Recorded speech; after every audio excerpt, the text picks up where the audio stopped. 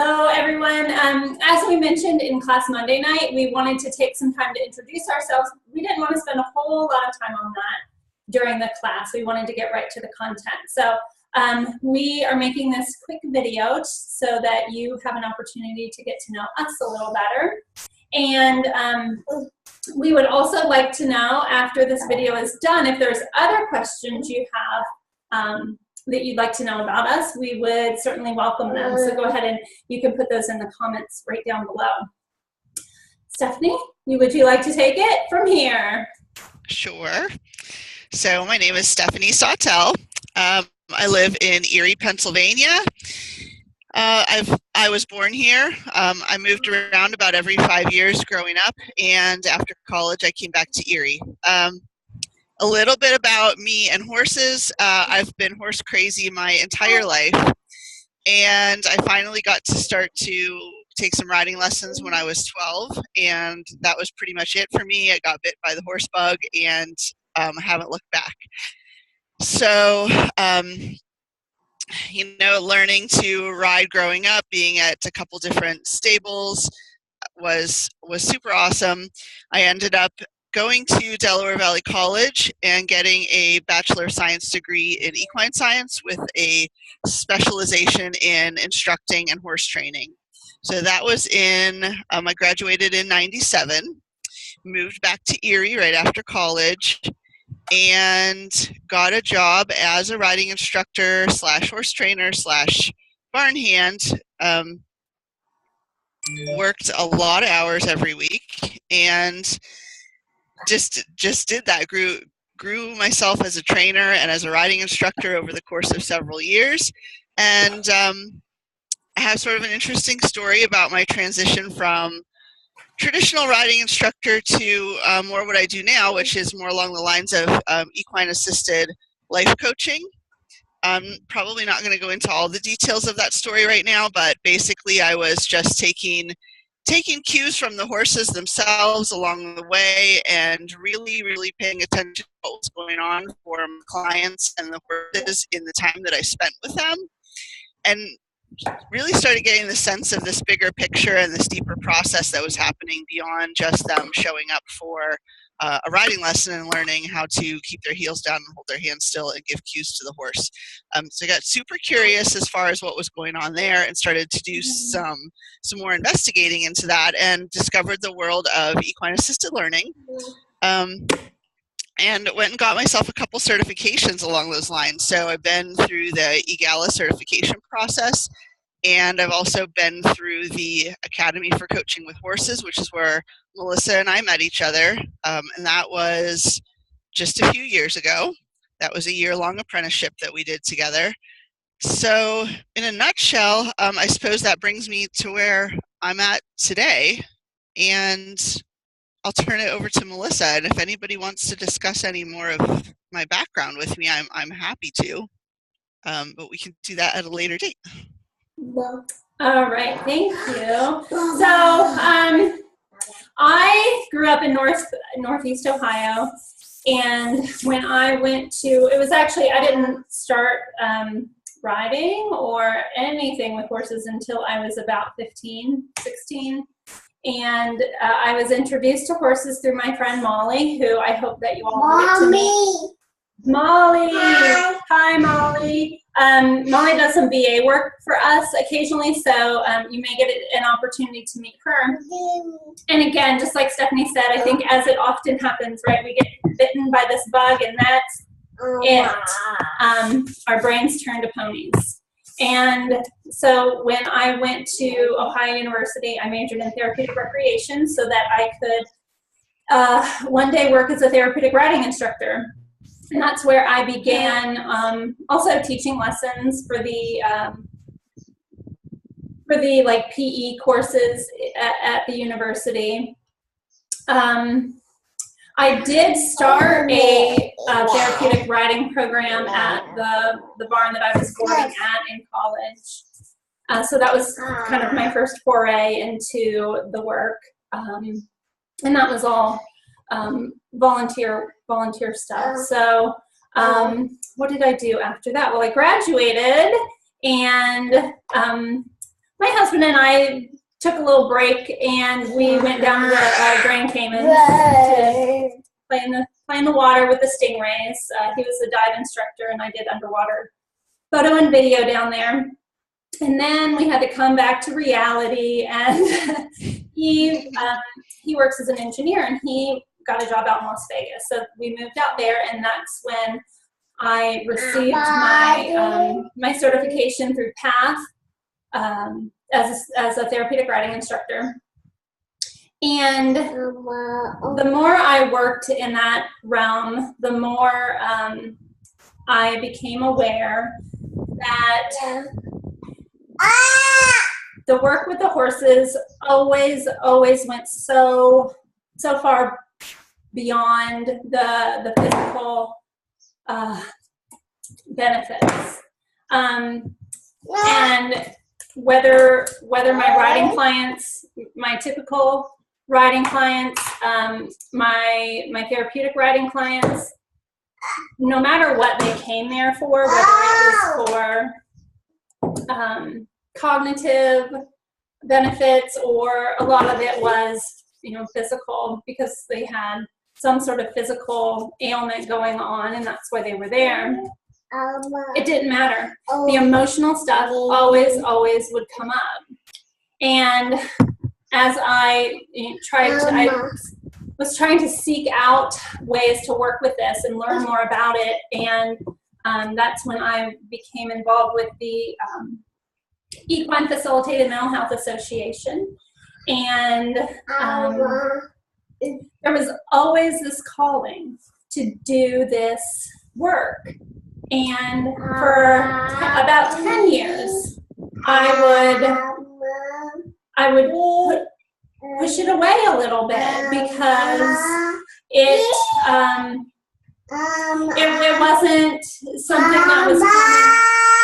It wasn't something that was common knowledge. It wasn't something that it just seemed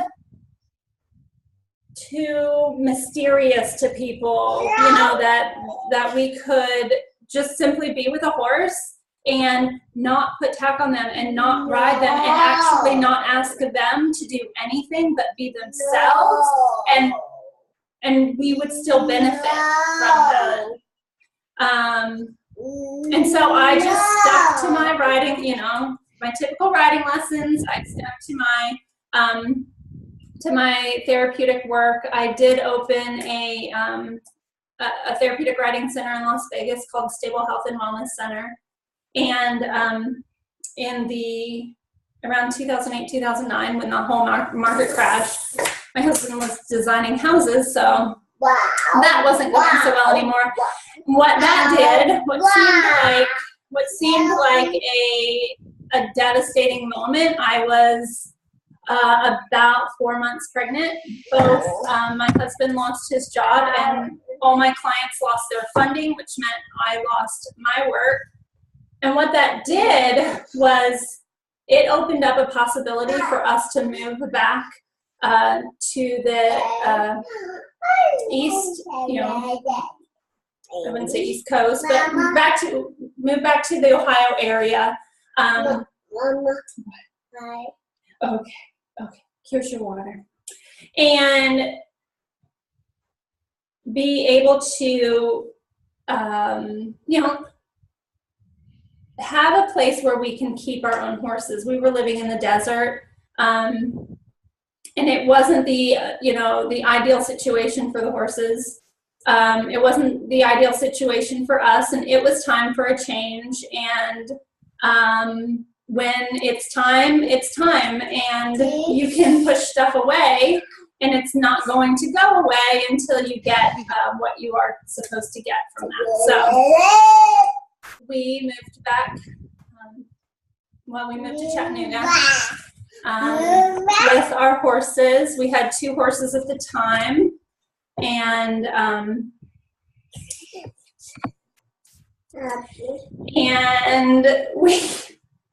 we lived in a couple of different houses before we were able to find the farm that we live on now. So in that time, I enrolled I finally said yes. I finally said yes to what had been knocking on my for 10 years. And that changed everything. So everything, right? Everything. I enrolled in the Academy for Coaching with Horses, where I met Stephanie, who I adore, and several other women that we are all still very close and still very much in touch with one another. And everything about the work that I'm doing now is exactly what I felt in my bones always, that there is so much more to learning from horses than in training and teaching them. And I'm not even, I'm just getting even a small taste of that in the 3 years that I've been solidly focused solely on that work. So it's incredible. It's incredible, and I'm so grateful to have had that opportunity, to have met Stephanie, to be here with you all. And I should introduce this one. This is Bodie. He's my youngest. You're my youngest. Oh, and he is going to be 2 soon. I also have a little boy in the 2nd grade who will be, we'll see how he does. Put him down. We'll see what trouble he gets into. I also have Noah, who will be 8 soon. He's in school. He's in the 2nd grade. I do want to mention, as I was getting ready, I was washing my face, putting my hair up in a little head rag, and monkey see, monkey do, right? So what is this one doing? He's in the shower, and he's found a wet bar of soap, and he's wiped it all over his face and all in his hair. And I thought, oh, I don't have time to clean you up. I wiped the soap off his face, and here we are, and we're doing it. And I just want to encourage anyone who is a parent, who has young kids, or whatever it is in your life that you think, oh, I can't do that because of, and especially with kids, I think it's more important than ever that you do this, that you do something for yourself to get more in touch with yourself, with your own gifts, that our children, as they're growing up, they see us taking care of ourselves. They see us developing our gifts. They begin to acknowledge that it's not weird and crazy. This is the real life. This is the real life. The things that we're going to be learning in this course. So just something to think about, that if you think, oh, this is standing in my way, maybe it's not. Maybe that's your reason for doing this. And it's been incredible teaching my own kids some of the skills that we'll be learning. And I'm happy to share the kid version of everything we do. I've been able to work with my own kids, and we have some fun ways of sharing that together. So, okay, putting down isn't gonna work, so we're just gonna work with it here. Stephanie, I will hand it back over to you, and I'm gonna go ahead and mute myself again, just so we can all hear you. Okay. So what I would also want to talk about, I guess, is a little bit of the work that, a little bit more about the work that Melissa and I have done together. So we met going through the Academy for Coaching with Horses. As I said, that was a year-long apprenticeship that we did together out west. And it was a really amazing experience. The cool thing was that we got to experience the work for ourselves and do the work ourselves as far as personal growth and self-reflection and increasing our self-awareness and experiencing experiencing the, I don't know how else to put it except for the magic of the moment. We got to experience all of that ourselves as we were simultaneously learning how to facilitate that experience for other people. So it was intense at times. It was amazing. It was intense. I guess that's the only way that I can describe it, and I wouldn't change anything. So after going through the apprenticeship, there was a small group of us, Melissa and myself included, that stuck together and continued some spiritual coaching with another woman. Her name is Kate DeLagrange, who's also super amazing. I think that we're going to be providing you guys, if we haven't already, with some contact information from her in case you want to look into the stuff that she does. And we got a lot more into the spiritual side of things, which is something that we were introduced to through the Academy for Coaching with Horses, kind of at whatever level we were ready to dive into that in. But we did a lot more in depth with her. And that's, for me personally, that really started to open me up to understanding some things in a deeper way that I had already been aware of, but maybe I just considered them, I don't know. I think, like Melissa was saying, there's a lot of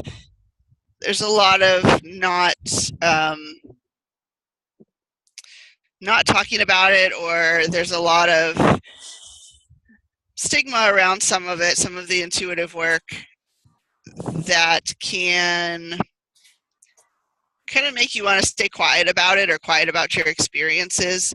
But just working with Kate has really helped me put more words to that and have more knowledge around it and gain more experience with it, and given me more levels of awareness of how that kind of stuff, the spirituality and the intuitive part of it, how that plays a part every single day. And it's given me a lot more confidence in working with that side of things. I also have this huge love of the science part. I love all the stuff that's coming out through heart math. I love the stuff that's coming out through quantum physics. I love the stuff that's coming out through the unified field theory. If we have any other science lovers in our class, we're going to be sharing some of that stuff with you too. So I guess what I'm finding is I just find that intersection between the magical side of things and the mysterious side of things and the science side of things fascinating, because they're all starting to converge, and I think that's super exciting, and I love that part of it. I love being in the mystery, and then I love that some of the mystery is starting to be explained through science and data, and I think that's fascinating.